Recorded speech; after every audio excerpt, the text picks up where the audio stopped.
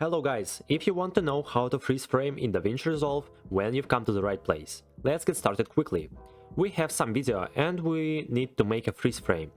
First, select the frame you want to freeze, for example this one. Now we need to cut this frame out of the video.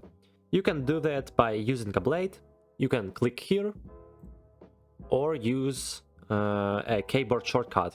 By default it seems to be the PK, but I have the SK for the blade. Okay, let's trim, bring it a little bit closer, and Nova cut it. Okay, good. Okay, now we need to select this frame and let's right click on it and choose change clip speed. Now check the box next to freeze frame and click change.